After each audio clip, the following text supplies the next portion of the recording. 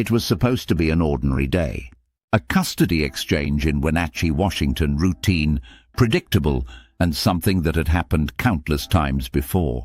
On that day, 3 little girls, Paityn, just 9 years old, Evelyn, 8, and Olivia, the youngest at only 5, were spending time with their father, 38-year-old Travis Caleb Decker. The plan was simple: spend the day together, then return them safely to their mother. But that return never happened. When evening came, there was no call, no text, and no sign of the girls. Hours turned into an anxious night, and a mother's fear grew into every parent's worst nightmare. By the next morning, law enforcement was involved, but the clock was already ticking. Here's where things became even more puzzling. Despite the obvious danger and the fact that 3 young children were missing, an Amber Alert was never issued. Officials later said they were following protocol, but for many, that explanation wasn't good enough. Could the alert have saved them? After days of searching, hope began to fade. Then came the discovery that would shatter the entire community. Near an abandoned truck in Chelan County, search teams found the bodies of Paityn, Evelyn, and Olivia. They had been zip-tied, and plastic bags were placed over their heads.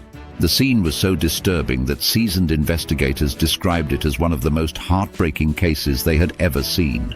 All signs pointed to one person, their own father. Travis Decker was nowhere to be found. The more investigators dug, the more they learned about his troubled past. Travis was known to suffer from borderline personality disorder and PTSD. Friends and acquaintances say his behavior had become unpredictable in recent months. But what could push a father to do something so horrific? The most haunting part of this case is the unanswered question, why? There was no public indication of a custody battle turning violent, no warning that this visit would end in tragedy. Authorities believe Travis may still be in the region, and they have warned the public that he could be armed and dangerous. The manhunt has now stretched for days, with multiple agencies involved. For the grieving family, the pain is unimaginable.